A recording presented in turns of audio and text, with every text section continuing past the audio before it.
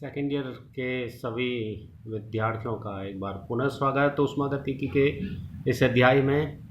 और आज हम फिर एक बहुत अच्छे से बहुत रुचिकर टॉपिक पे आगे बढ़ते हैं। तो देखिए बच्चों, हम जो टॉपिक ले रहे हैं उसका नाम है वर्क ऑफ एक्सपेंशन, प्रसरण कार्य। वर्क ऑफ एक्सपेंशन या प्रसरण कार्य। और प्रसरण कार्य देखो आप लोग फर्स्ट स्लाइड पे आप फोकस करिए।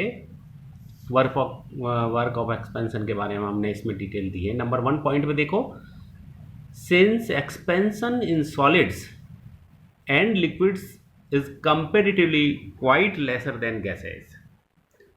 चूंकि गैसों की तुलना में ठोस तथा द्रवों के अंदर प्रसरण अत्यंत कम होता है, इसलिए सॉलिड तथा लिक्विड्स में गैसेस की तुलना में प्रसरण कार्य कम होगा।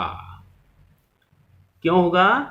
क्योंकि सॉलिड और लिक्विड में गैसेस की तुलना में एक्सपेंशन कम हो रहा है, और एक्सपेंशन कम होने के कारण उनके अंदर ठोस अथवा द्रवों दोनों के अंदर ही गैसेस की तुलना में प्रसरण कार्य कम होगा।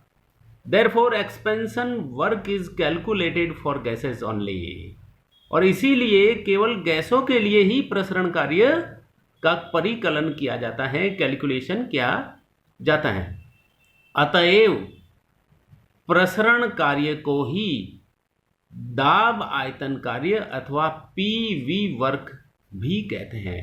Thus, expansion work is also said to be pressure volume work और पीवी वर्क, पीवी कार्य भी कहते हैं। ये आपका चौथा बिंदु है।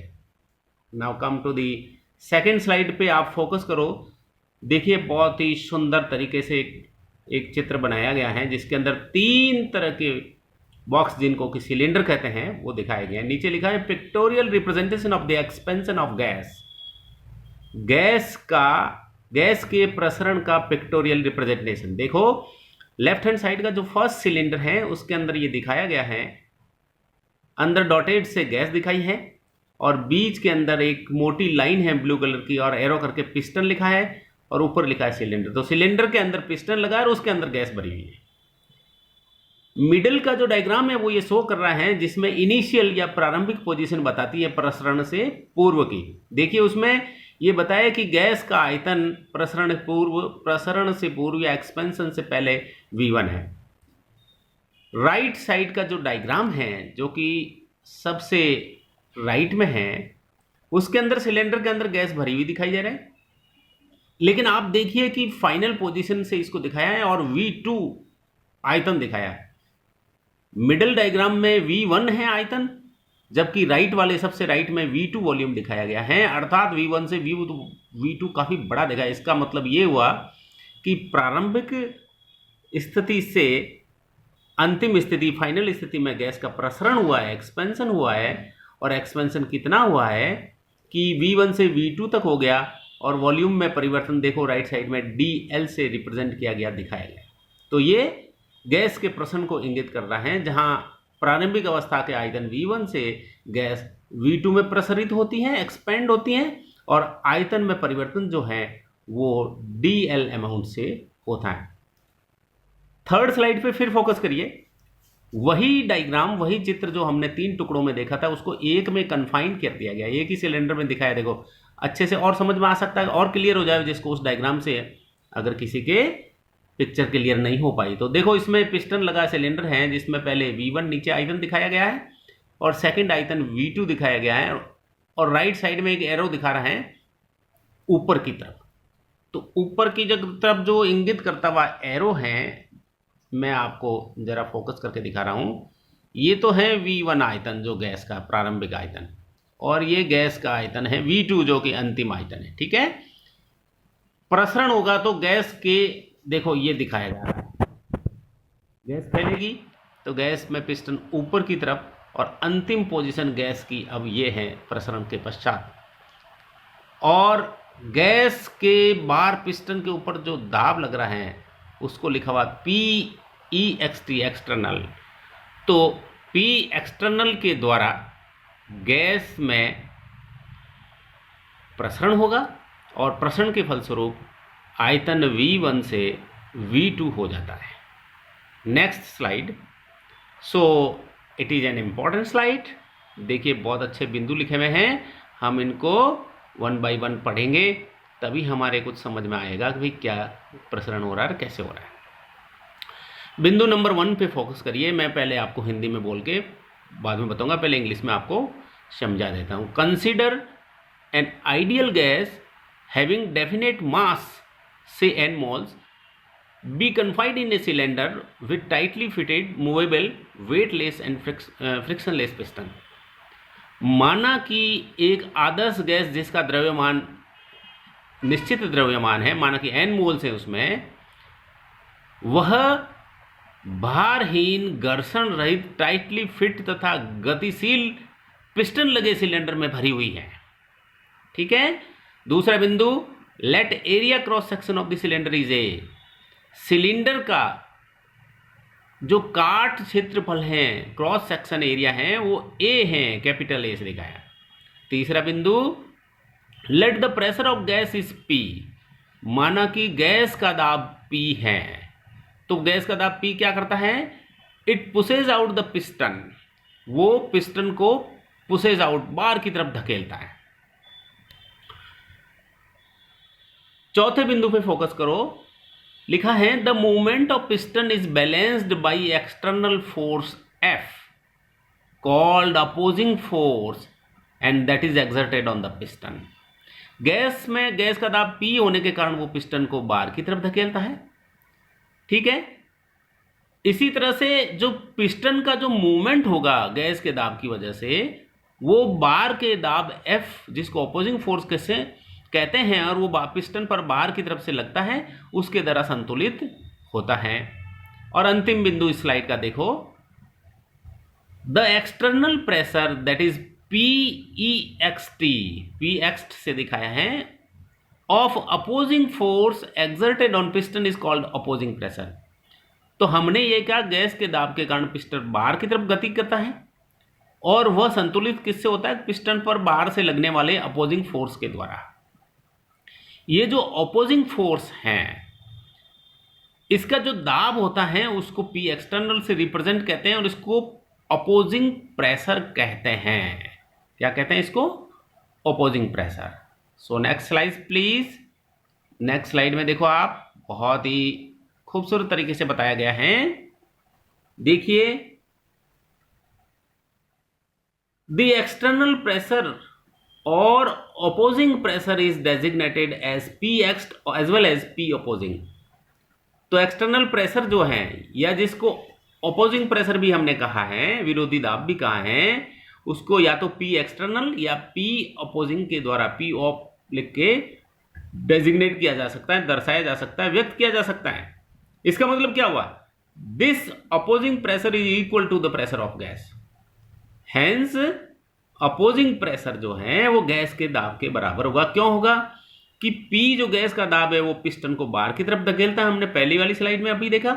और फिर हमने कहा कि जो अपोजिंग फोर्स होता है उसका प्रेशर, जिसको P एक्सटर्नल कहते हैं, वो बाहर से पिस्टन को दबाता है और अंदर से गैस पिस्टन को बाहर की तरफ मूव कराती है, तो दोनों का संतुलन एक्सटर्नल प्रेशर के कारण होता है। इसका मतलब ये संतुलन तभी होगा कि अपोजिंग प्रेशर जो है वो गैस के प्रेशर के बराबर होगा। Therefore P external is equal to gas pressure of the gas, यानी P external is equal to P।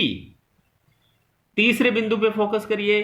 Hence no movement in the piston. अतः पिस्टन में किसी भी प्रकार की कोई गति नहीं होगी। सिलेंडर का पिस्टन गति नहीं करेगा। क्यों नहीं करेगा? क्योंकि गैस का दाब तथा बाह्य दाब जो है, अपोजिंग दाब है, विरोधी दाब है, वो दोनों बराबर हैं। जब दोनों दाब बराबर हो गया तो इसमें संतुलन हो गया और मूवमेंट ऑफ पिस्टन है वो प्रोहिबिटेड हो गया, रुक जाता है, नहीं होगा।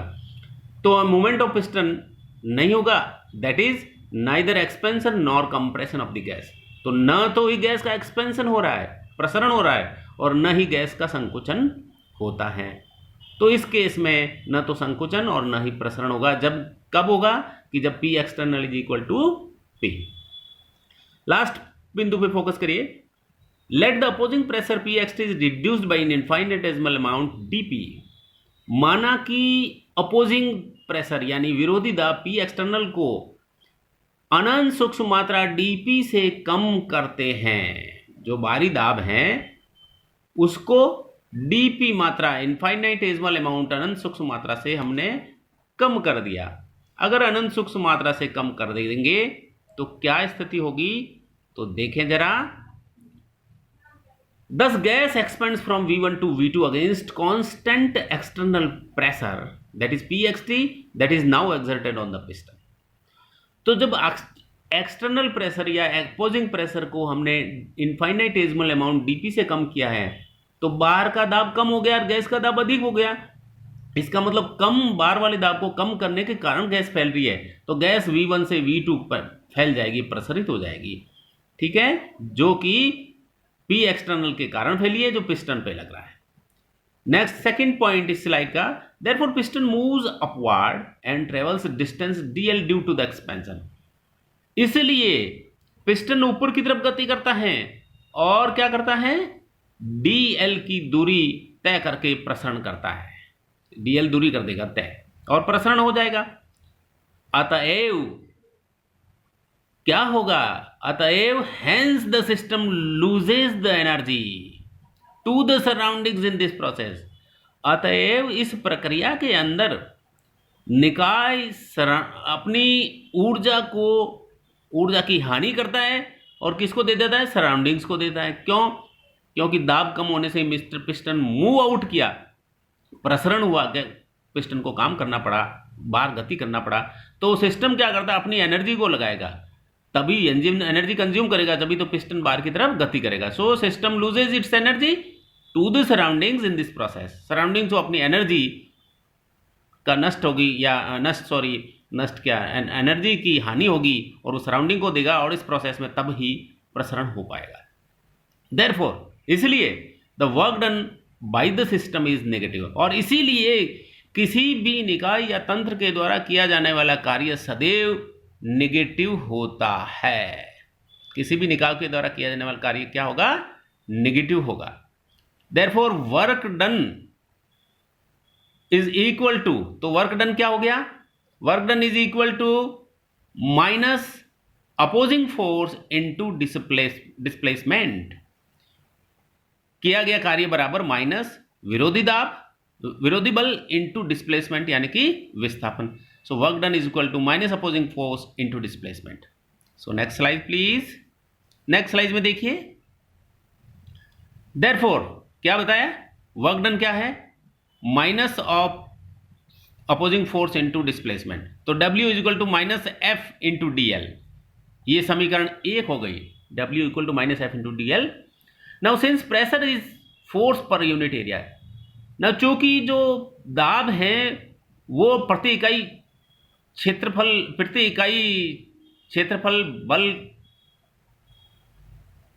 बल का प्रति इकाई क्षेत्रफल के बराबर होता है। That is pressure is equal to force upon area. Pressure is equal to force upon area. Therefore force is equal to pressure into area. इसका मतलब ये हुआ, समीकरण जो प्रेशर बराबर फोर्स बटा एरिया लिखा हमने, तो फोर्स का मान निकाल दिया, force equal to pressure into area. तो हम इसको फॉर्मूले के रूप में ऐसे लिखेंगे, F therefore F is equal to P external minus DP into A. F is equal to, ये यहां बात कर रहे हैं अपन, F equal to P external minus DP into A. तो ये फॉर्मूला बन जाएगा, since DP is infinitesimally small, चूंकि डीपी है वो अनंत सूक्ष्म है, इसलिए क्या होगा, P external minus dP is equal to P external. P external के बराबर ही होगा क्योंकि बहुत सूक्ष्म है ये डीपी की मात्रा, चूंकि बहुत सूक्ष्म है, अनंत सूक्ष्म है, इसलिए P external minus dP equal to P external, यानी P एक्सटर्नल या बाह्य दाब के बराबर ही होगा। Next slide. Therefore F equal to क्या हो गया, F equal to P external into A। F equal to क्या हो गया, P एक्सटर्नल इंटू A। ये वाला सेकेंड इक्वेशन, इस समीकरण को हम समीकरण नंबर 2 देते हैं, F equal to P external into A। ठीक है। Now substituting the value of F from equation 2 into 1, समीकरण 2 से बल F का मान समीकरण 1 में रखने पर तो क्या मान आ जाएगा। So W is equal to minus P external into A into DL। W is equal to, ये वाली इक्वेशन, W यानी कार्य, किया गया कार्य बराबर minus P external into A into DL। इसको हम समीकरण नंबर 3 कहते हैं। लेकिन A इंटू DL जो है इस उपरोक्त 3 नंबर समीकरण में A इंटू DL है वो volume through which gas expends, वो वॉल्यूम है, वो आयतन है जिससे गैस फैलती है। तो इसका मतलब ये A into DL is equal to change in volume, आयतन में परिवर्तन को इंगित करता है, and that is equal to V2 minus V1।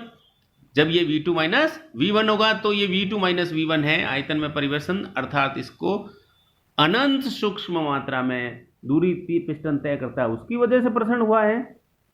तो A इंटू DL का मान आयतन में परिवर्तन अर्थात dV होगा। ये हो गया। Now substituting above value in equation 3, ये जो ऊपर का जो मान है कौन सा, A इंटू DL बराबर V2 minus V1 is equal to dV, इसको समीकरण 3 में रखने पर, समीकरण 3 में रख दिया तो जैसे ही समीकरण 3 में रखते हैं तो हमारे पास अंतिम समीकरण आती है जिसको मैंने लाल बॉक्स में दिखाया है स्क्रीन पे, और वो बन जाता है W is equal to minus P external into dV।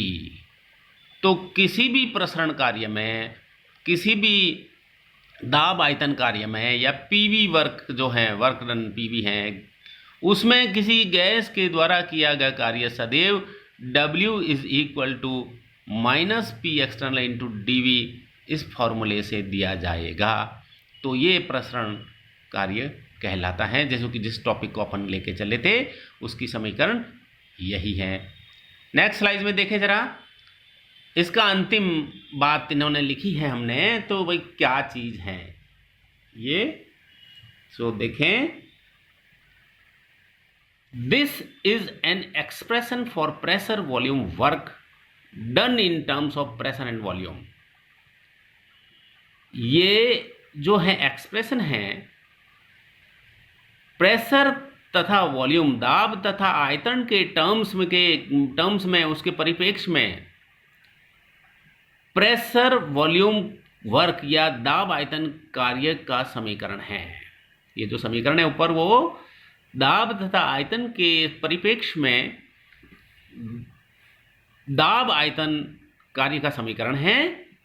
किसके लिए, in the isothermal expansion of an ideal gas against constant external pressure. एक नियत बाह्य दाब पर, उस स्थिति में उसके विरोध में, एक नियत बाह्य दाब के विरुद्ध में आइसोथर्मल एक्सपेंशन या समतापीय समीकरण, समतापीय प्रसरण के लिए दाब आयतन के परिप्रेक्ष्य में प्रेशर वॉल्यूम कार्य है, ये दाब आयतन कार्य कहलाता है। तो इस प्रकार से हमने किसी भी गैस में आइसोथर्मल कंडीशन में समतापीय प्रसरण के दौरान किस प्रकार से कार्य किया जाता है उसकी समीकरण का आज व्युत्पन्न किया है, जो कि हमने आज के टॉपिक में लिया। और लास्ट ये these are the some references. तो मैं आप सभी बच्चों को बताना चाहता हूँ कि हमारी जो टेक्स्ट बुक्स जो चलती हैं, आप लोग सब लोग देखते हो, खरीदते हो, पढ़ते हो, उन बुक्स में तो आप पढ़ते ही हो, परंतु मैं आपके लिए डिफरेंट टाइप्स की रेफरेंस बुक्स से मैंने ये सारा मैटर लिया है ताकि आपको अपनी टेक्स्ट बुक जो आप लोग रोज़ाना पढ़ते हैं उनके अतिरिक्त भी नए प्रकार का कुछ ज्ञान या कुछ मैटर है आपको उपलब्ध हो सके। तो इसलिए मैंने ये रेफरेंसेस लिए हैं, तो आप इनको भी ज़रूर देखें, इनको पढ़ें, मेरे दिए गए मैटर को पढ़ें और फिर किताबों से मिलान करें और उससे और अपने मैटर को, नोट्स की गुणवत्ता को और अच्छी बनाएं। और अंतिम रूप से ये सभी बच्चों के लिए ये स्लाइड है आपको डेडिकेट की हुई, so thank you to all of you, all the students, whether the boys and girls of the second year biology and second year mathematics. So thanks to all of you.